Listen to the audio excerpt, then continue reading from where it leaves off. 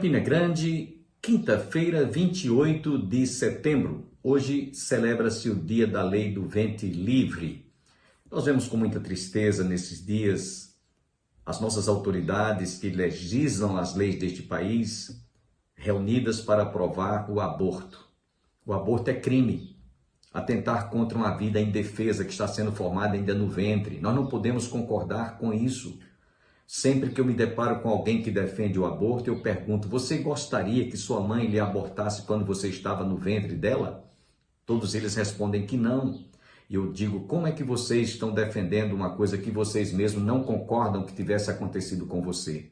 É muito fácil quando nós estamos julgando os outros, mas quando nós nos colocamos na condição do réu ou daquela pessoa que é vítima de um assassinato, porque isso é crime, nós não queremos aceitar. Geralmente as pessoas que defendem o aborto não querem que isso tivesse acontecido consigo. No Salmo 139, Davi, o autor deste salmo, ele nos descreve que Deus nos viu, nos contemplou quando a gente ainda estava sendo formado no ventre da nossa mãe, quando estávamos ainda em substância informe. E diz lá o salmista que todos os nossos dias foram escritos e determinados quando nenhum deles havia ainda. Então é bom que você reflita nesse dia da lei do ventre livre em protestar, repudiar aqueles que estão querendo aprovar o aborto. Aborto é crime, é algo abominável que Deus não vai de maneira nenhuma aceitar ou concordar com essa lei, no caso ela sendo aprovada aqui em nosso país.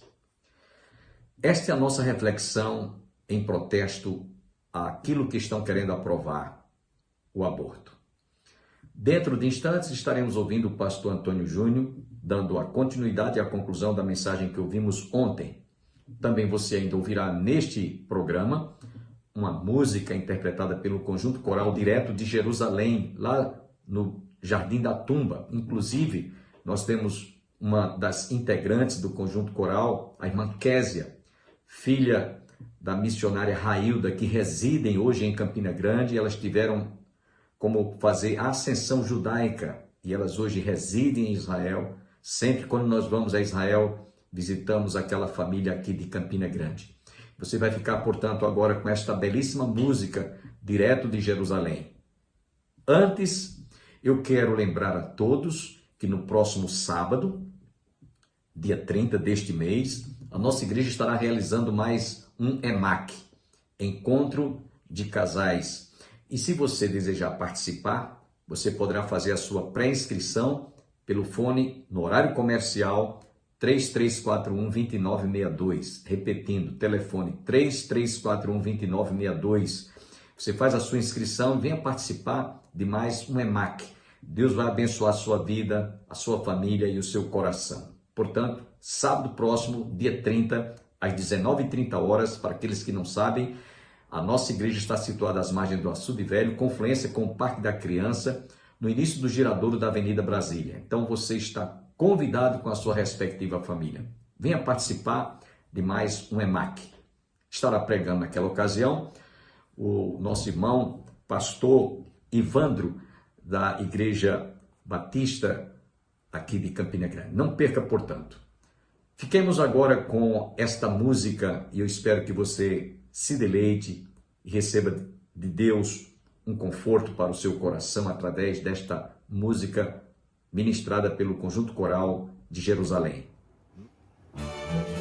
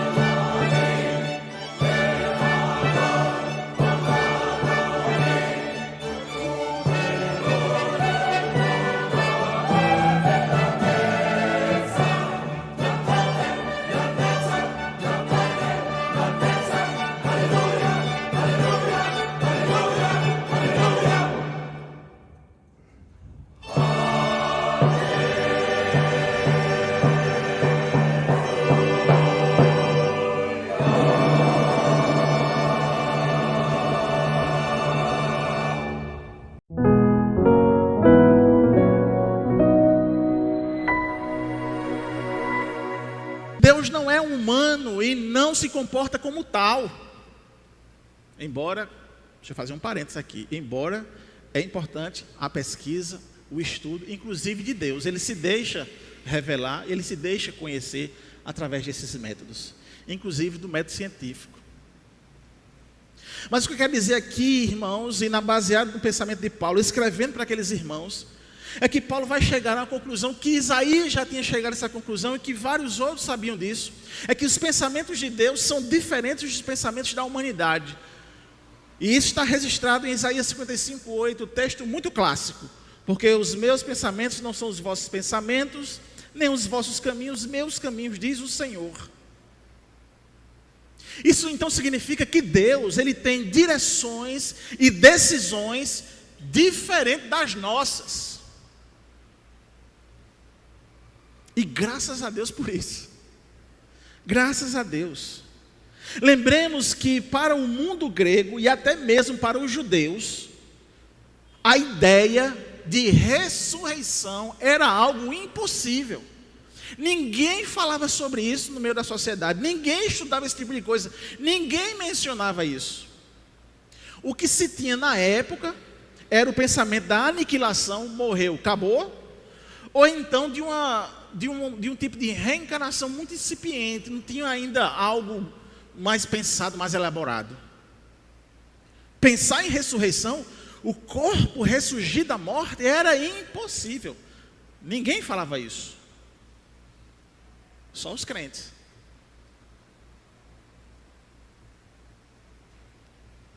E ainda mais ao olhar para a história da redenção, a ideia de um Deus que se fez homem, que habitou entre eles e ainda deixou se entregar e se fez pecado por eles, era algo ainda mais louco.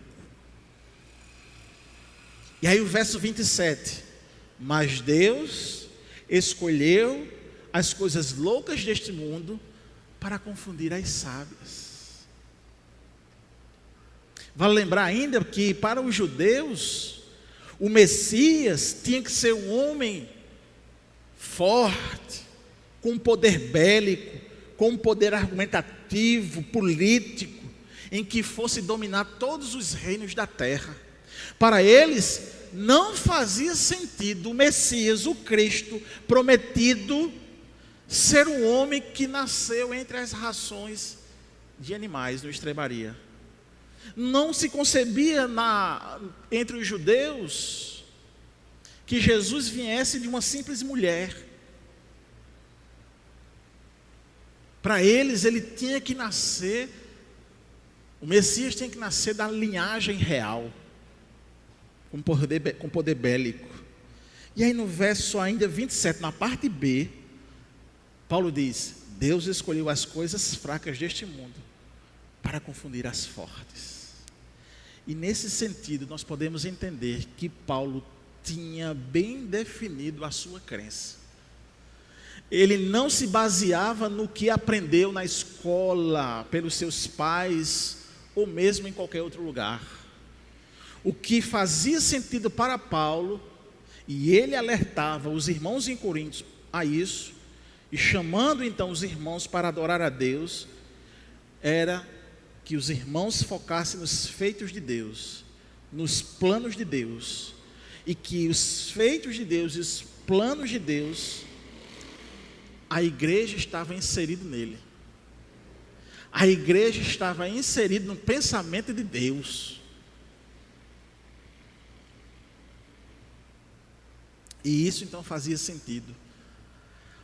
Deus, consequentemente, ele não planejou o homem conforme a mente humana, mas conforme a sua própria mente, que é insondável, incompreensível e eficaz. Verso 28. E Deus escolheu as coisas vis deste mundo, e as desprezíveis, e as que não são, para aniquilar as que são. Paulo, ele, após fechar essa ideia de que o plano de Deus é algo considerado na humanidade, nos intelectuais, nos poderosos políticos, nos poderosos financeiramente, algo louco. Como é que pode uma igreja acreditar naquele homem que morreu crucificado na morte mais vergonhosa da época, condenado? Como é que pode esse pessoal crer nisso, segurar? Como é que pode? Estevão morreu apedrejado por causa disso, eles ainda seguram esse tipo de coisa. Para os homens isso era loucura. Esse povo está doido. Eles não compreendiam a soberania de Deus em todo o processo. E Paulo, ele conclui que mesmo sendo beneficiado pela redenção, ainda outra coisa, ninguém pode se orgulhar disso. Verso 29, para que nenhuma carne se glorie perante ele. E aí Paulo conclui que tudo foi pensado e executado pelo próprio Deus, e que nós não temos nenhuma contribuição. Embora fazendo parte do plano, nós não contribuímos para isso. Pelo contrário, o que nos era destinado era continuar condenado. E então agora, dentro da perspectiva elaborada pelo próprio Deus, em que a sua vontade, a vontade de Deus, ela sempre será satisfeita por Ele mesmo.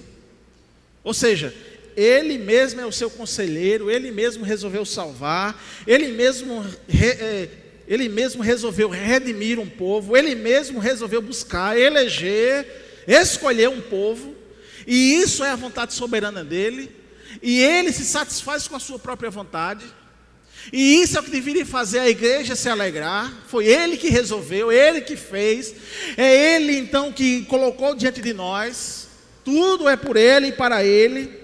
Foi iniciativa do próprio Deus, e isso estava muito claro na cabeça de Paulo. Foi Deus mesmo que pensou e executou o plano. E no verso 30 a gente lê: mas vós sois dele em Jesus Cristo. Em outras versões está justamente essa ideia, a ideia de que esse plano elaborado por Deus foi iniciativa do próprio Deus, mostrando que Deus é misericordioso, é compassivo, é bondoso, é gracioso, mostrando que esse Deus então é digno de toda a nossa aceitação, porque nenhum plano como foi pensado, nenhuma mente humana era capaz de pensar um plano como esse. É algo de fato que transcende a mente humana, é a prova cabal de que Deus não precisa ser provado, Ele é. E ainda mais, Ele se inclinou para nós. Por isso que eu coloquei o título: Deus fez uma grande obra em você. Porque Ele fez, Ele estabeleceu. E por mais que a nossa confissão teológica queira dizer algo contrário, mas a Bíblia é muito clara nisso. Ele nos elegeu antes da fundação do mundo. Aleluia! Ele sabia o seu nome. Ele entreteceu você no ventre da sua mãe. Ele planejou um plano perfeito, elaborado no céu, não na terra. Não foi algo em laboratório, foi algo no céu, eficaz e que vai se cumprir. Queira os intelectuais ou não, queira os mais poderosos do mundo ou não, queira os políticos ou não, o plano foi estabelecido e será cumprido e está sendo cumprido. E a resposta do plano é eu e você. Essa igreja é a resposta do plano eterno de Deus. Aleluia! Deus mostrou então esse seu excelso objetivo, seu imenso amor, sua glória, sua majestade e graça, quando Ele estabeleceu que a igreja, cada um de nós, individualmente e coletivamente fôssemos, o qual Paulo diz no verso 30, no final, o qual para nós foi feito por Deus sabedoria e justiça e santificação e redenção. Se os homens se orgulhassem de sua sabedoria, ela nada adianta frente à sabedoria de Deus, que se manifestou para nós em Cristo Jesus. Então Paulo aponta de fato, dizer Cristo essa é a sabedoria de Deus, que para o homem é o quê? Loucura. Se os homens se orgulham de sua linhagem, nobreza ou poder político, para ter algum benefício de justiça, Deus fez justiça em Cristo. Se os homens se orgulham dos seus códigos de ética, leis e tribunais, Deus fez em Cristo a santidade plena e agora possibilita a cada um de nós a busca dessa perfeição. Ele nos deu um modelo de santidade. Se os homens se orgulham da criação de várias formas de obter perdão, e eu estou falando das religiões que foram elaboradas, e eles então se penduram nas suas obras de caridade, na sua generosidade, e por isso pensam que merece o céu. Deus fez redenção somente em Cristo. Portanto, para que serve tanta altivez humana? Para que serve tanta soberba? Qual é o benefício real do orgulho ou da sabedoria humana? Qual é o benefício real do poder, da riqueza ou da força?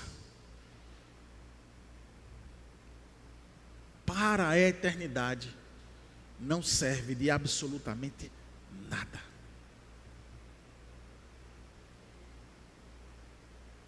Para a eternidade não serve de absolutamente nada. Embora fôssemos feitos para sermos eternos, mas pela nossa condição pecaminosa e limitada, nos alienando de Deus, nós passamos a perceber o mundo como aqui e o agora.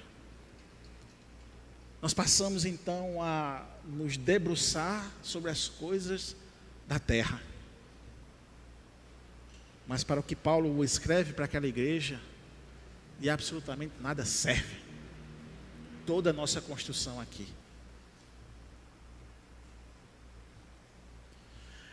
E eu não gosto nem de dizer que a gente não leva nada para o túmulo, porque isso não é justificativo.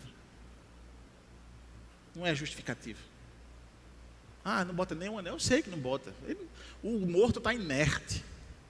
Mas enquanto ele está vivo, ou enquanto nós estamos vivos, há essa corrida desenfreada do ter, do possuir, do ser, do sucesso. E ainda mais nos dias de hoje. Não pelo fato de que os homens ou a natureza humana esteja diferente do passado, não. Talvez porque a propaganda aumentou. Talvez porque o acesso a esse tipo de coisa aumentou. Mas a vaidade humana sempre foi a mesma desde Adão, na sua queda. Sempre foi a mesma. A geração ela sempre foi má, desde Adão, desde a queda. ela não está pior hoje.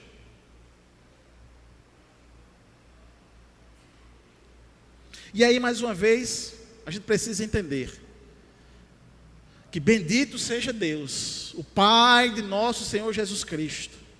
Louvado para todos sempre seja o nosso Deus, que através do seu Espírito, Ele nos convenceu do pecado, do juízo e da justiça.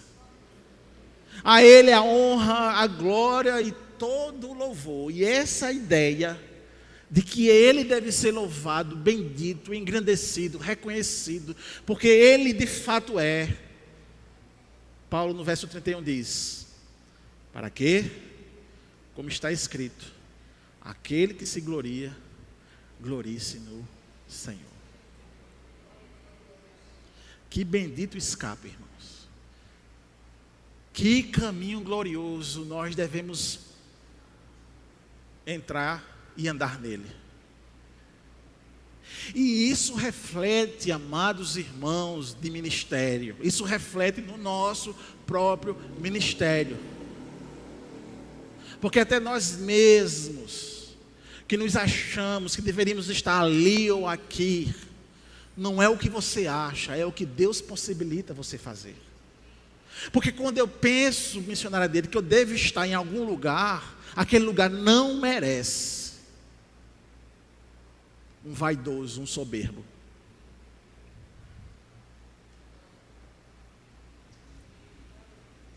E esse pensamento que eu estou dizendo aqui, eu estou dizendo para mim. E eu quero que ele seja recorrente na minha vida. Porque se ele dissipar do meu coração, eu estou acabado. Ministerialmente. Eu posso ter os melhores auditórios, eu posso ter o melhor cachê, eu posso ter a melhor fama, mas Cristo não é glorificado na minha vida.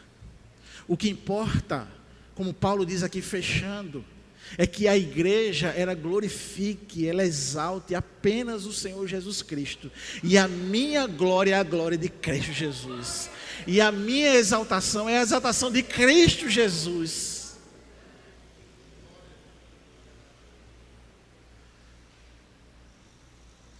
E nós precisamos perceber, irmãos, que em determinado momento da nossa vida, a gente precisa mais chorar. Chorar diante de Deus. Porque diante de uma revelação dessa graça, de algo que Ele fez sem que nós merecêssemos, ainda a gente tem resquícios de altivez,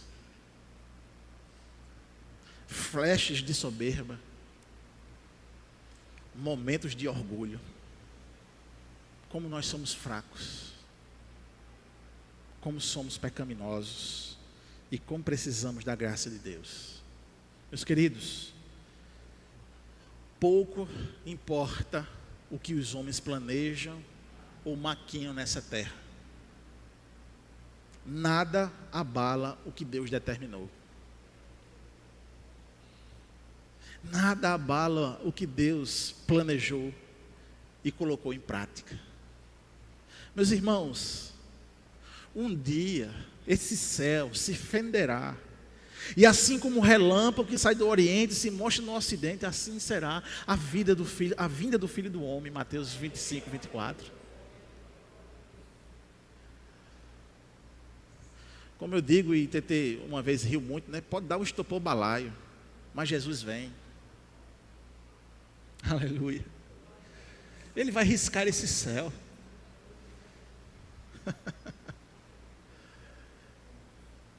E nós vamos ver a glória dele, assim como ele é.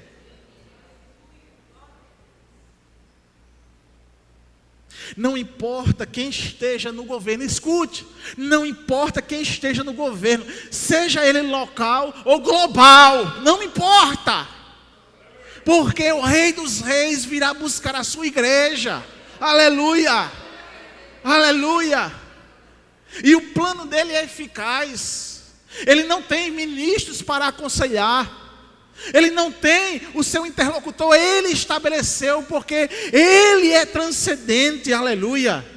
Porque ninguém consegue sondar a mente do Senhor, e Ele já estabeleceu isso. Por isso, irmãos, não fiquem com medo, mas se alegrem se os dias estão sendo abreviados. Alegre-se que os dias estão então mostrando a proximidade da volta de Cristo. Não há o que temer, vamos nos arregimentar para buscar os nossos.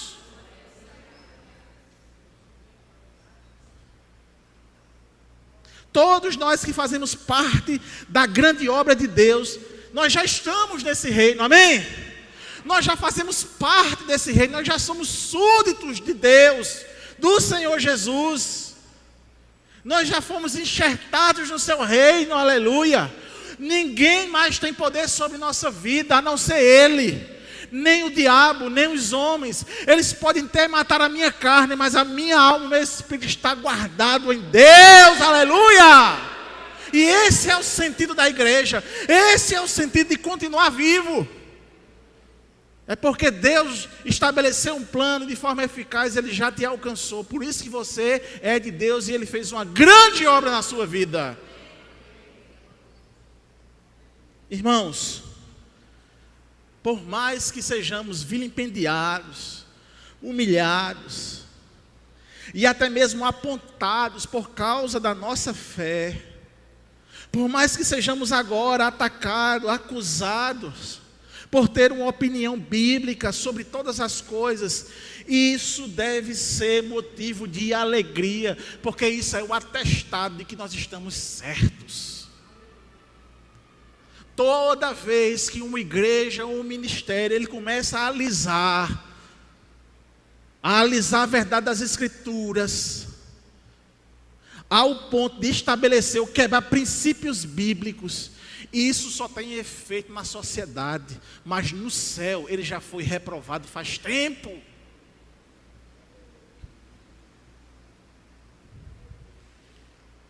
Sabe, meus irmãos, que Deus, Ele abate os orgulhosos, Ele abate os arrogantes, e Ele exalta os humildes. Deus planejou e cuidadosamente revelou o seu plano aos homens. E ao enviar Jesus Cristo na plenitude dos tempos, Ele mostrou isso. Paulo, ele resiste essa ideia em Gálatas capítulo 4, verso 4. Mas, vindo na plenitude dos tempos, Deus enviou o seu Filho, nascido de mulher, nascido sob a lei. Enviou o seu Filho para nos salvar. Por isso é uma grande obra. E ainda mais, Ele nos purificou. Paulo, escrevendo ao pastor Tito, ele diz: o qual se deu a si mesmo por nós, para nos remir de toda a iniquidade e purificar para si um povo seu especial, zeloso de boas obras. E nessa obra maravilhosa, feita em nós, Ele nos trouxe para a comunhão. 1 João capítulo 1, verso 3. O que vimos e ouvimos, isso vos anunciamos, para que também tenhais comunhão conosco. E a nossa comunhão é com o Pai e com o seu Filho, Jesus Cristo. Portanto, Deus fez uma grande obra em você. E não há poder político, bélico ou econômico que desfaça essa verdade espiritual. Acredito que você foi profundamente abençoado através desta palavra ministrada pelo pastor Antônio Júnior. Amanhã, convido você a continuar conosco para a realização de mais um programa Opção para a Vida. Mas antes, devo lembrar a todos que neste sábado, dia 30, a nossa igreja do Calvário, situada às margens do Açude Velho, confluência com o Parque da Criança, estará realizando mais um EMAC. Foi especialmente convidado como orador para estar ministrando uma palestra sobre o tema Restaurando o Valor das Alianças, o pastor Ivandro, da Igreja Batista aqui de Campina Grande. Portanto, você está convidado com a sua respectiva família. Se você desejar fazer a sua pré-inscrição, faça-o através do telefone no horário comercial, fone 3341-2962. 3341-2962, você faz a sua inscrição e participa assim de mais um EMAC, realizado todos os meses, no último sábado de cada mês em nossa igreja.